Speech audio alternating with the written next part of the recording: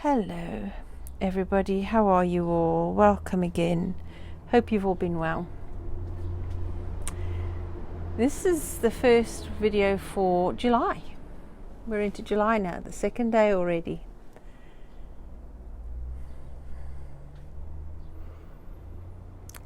Got a few things been happening, a few changes been made. Progress has been made. For one,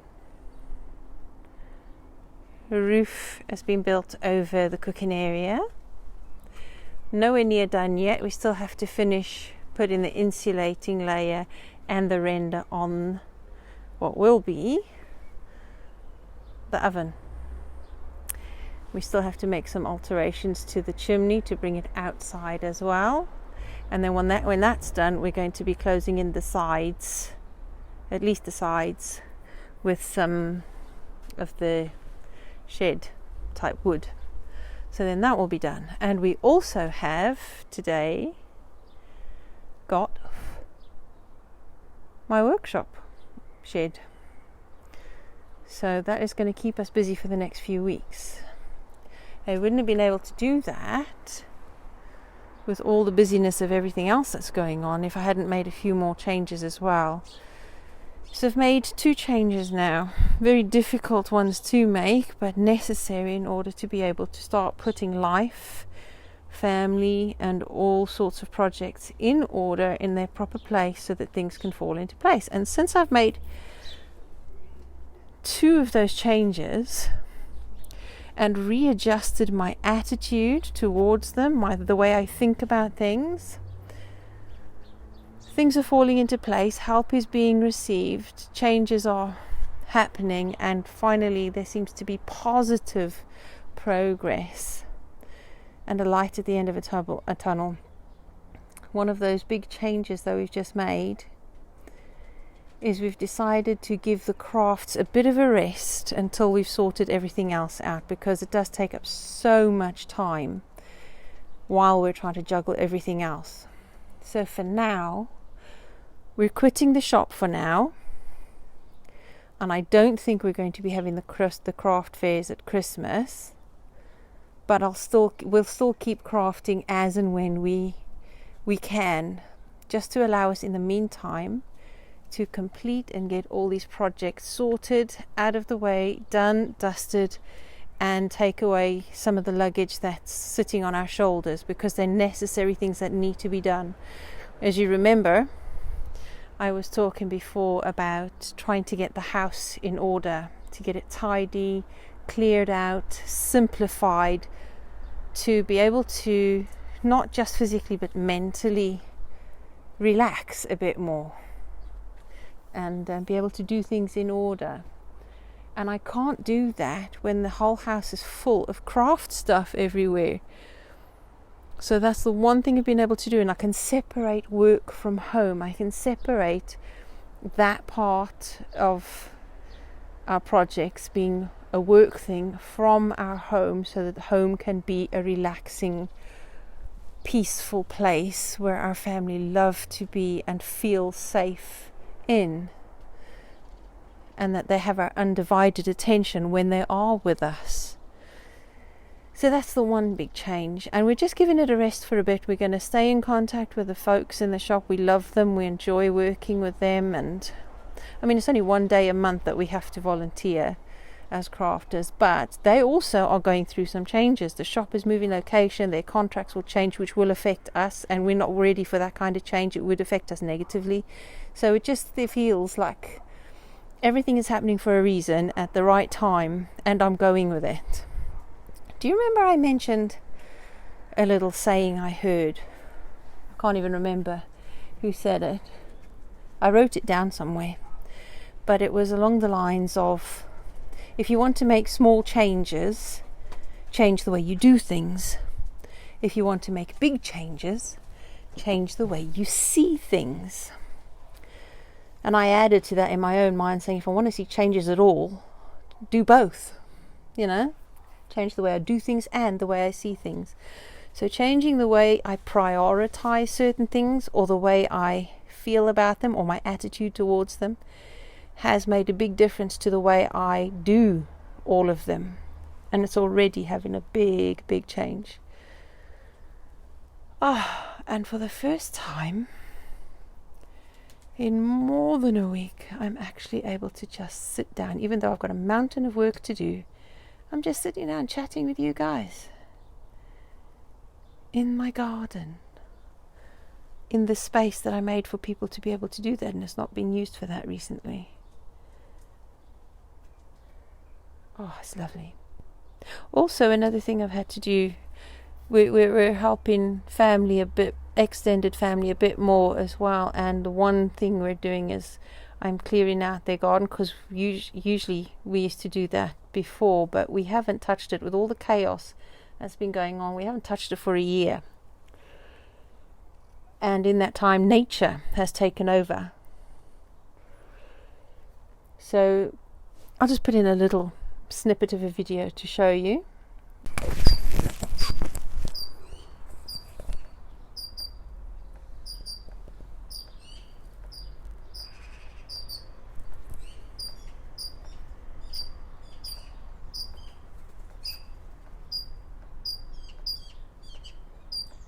I don't know what bird that is singing, but it's in the pear tree now. Oh, it's gorgeous.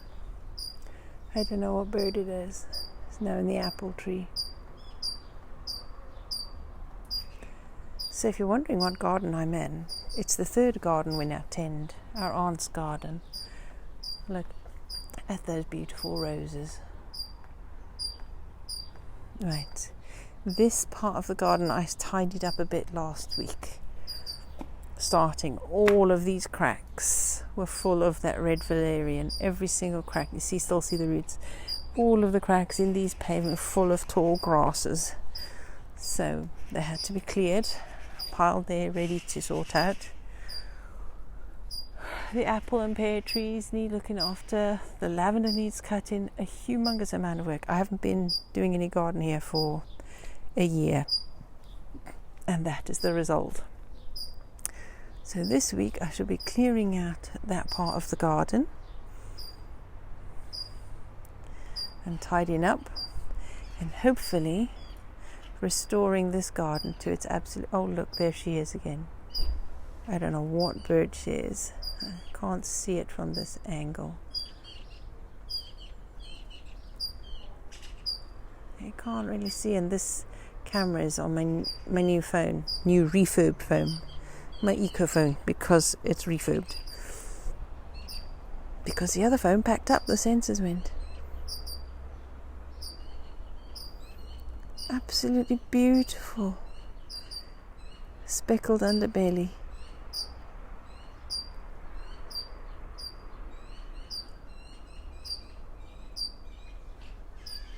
Oh, I can't do anything but just sit and look. And so brave, so close, and nobody ever comes in this garden. This is a very quiet, secluded garden that nobody ever really comes in. Not anymore. It's like a secret garden. And this bird is so brave, you'd think that with nobody ever coming in here, they'd be very wary of us. Oh, it's such a beautiful place, this garden. I love it. Look at that. Still a huge amount of work to do. There's a footpath that runs in the garden along there as well.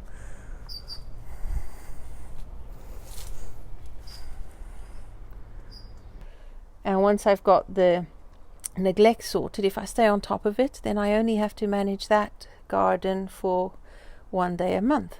Same as the school garden, I made a change there as well. So okay, that's 3 changes I've made actually between last month and this. In that, instead of doing the school garden every week, I do it once a month. So that has made a big change as well. There's less pressure on me and less pressure on the very little time I have. So yeah, I'm able to manage more projects that are important ones, but putting them in order and managing them better, I'm able to fit more into less time. I know it doesn't make sense, but I can look after everybody in the right way, with the right amount of time, by doing it right, instead of feeling pressurized to do all of it all at once. And I'm having to be stricter with the demands on our time than before, because hubby and myself, we are feeling it physically. We're getting much older than our years. Much older than our years, and it's not doing us any good. So hopefully these changes, and getting the bigger projects, the physical ones, out of the way as well, it's less pressure on us as we physically deteriorate, and hopefully doing all these things and getting them in order will again give us the time to look after ourselves a bit better. So that's where we are, and I'm feeling good about progress and actually getting there. Now, there's still a few things we have to sort out, a few more unpleasant experiences and chats to have and go through, and changes to make, as generally is in life. We have to do those, but they usually have positive outcomes.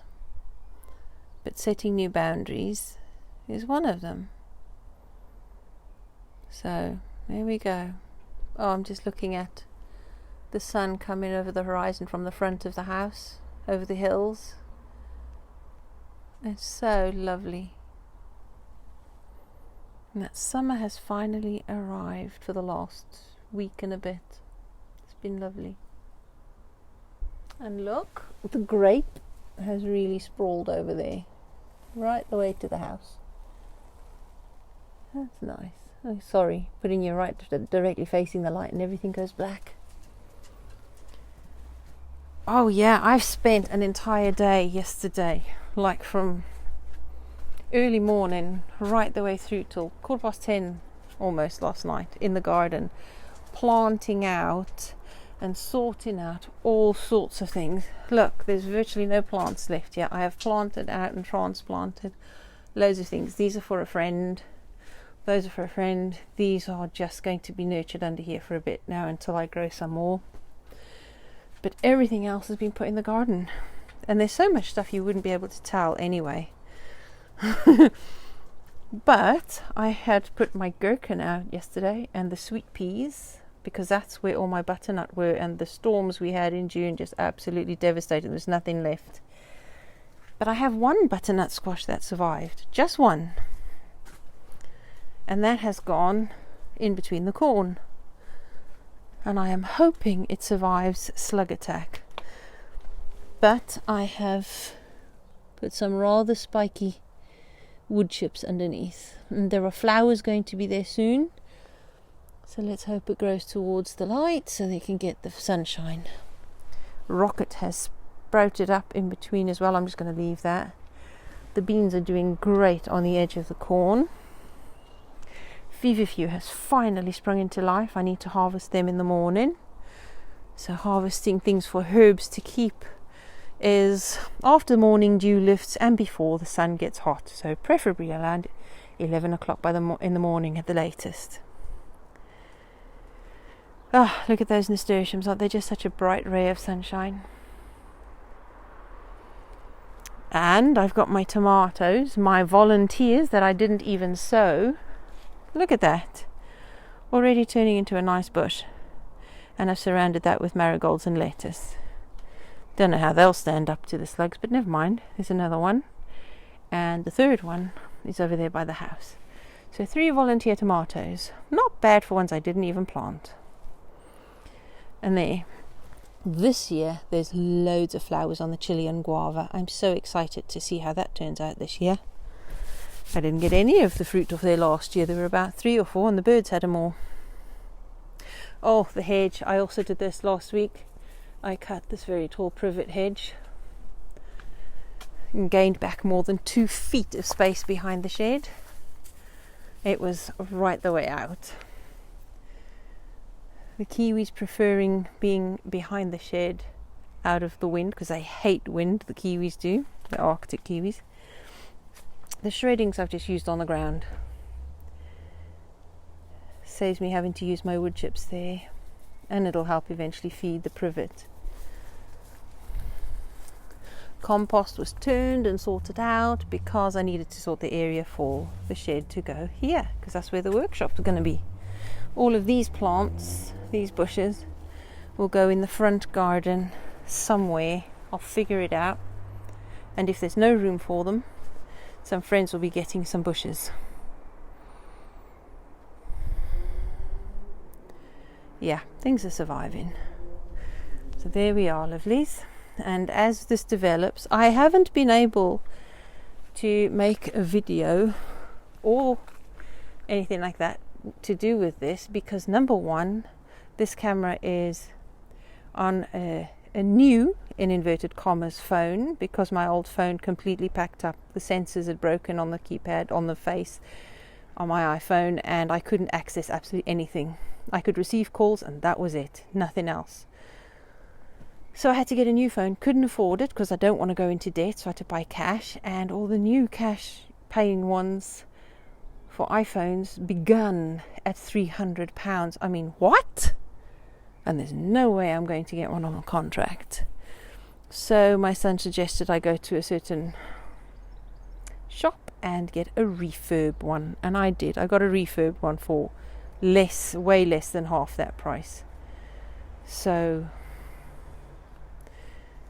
that will have to do, but the camera is not very good, and I don't have the equipment. I don't have a tripod stand, I don't have a proper camera or a wireless microphone, so trying to film doing this stuff is at this stage not possible. But I will at another time go through, when it's all completed, I'll just talk through all the processes and the stages of it and why we do these things, you know, the usual.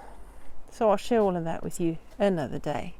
In the meantime, I've been harvesting both herbs, peas over there, peas in the front. I've been harvesting, last week, oh my goodness, another thing that's been keeping us busy, while I tell you this, another thing that's been keeping us busy is all the strawberries in the front garden. Oh wow, I've got to show you the front garden as well, but I'll do that in another video. The front garden, I've done loads of work out there, but I got 5.5 kilograms of strawberries out of the front garden.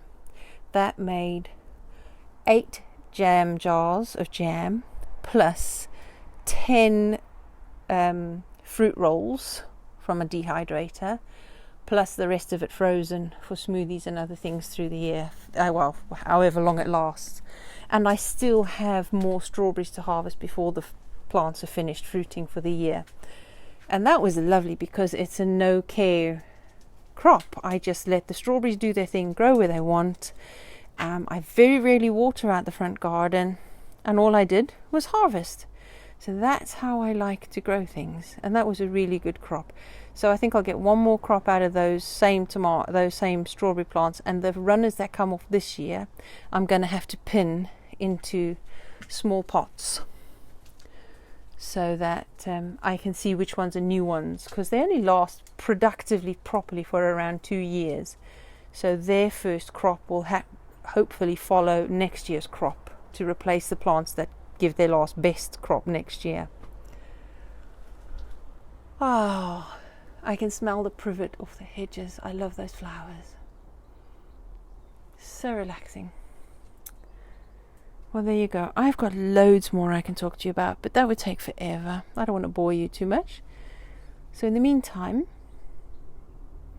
I will speak to you soon. Have a lovely evening or day wherever you are.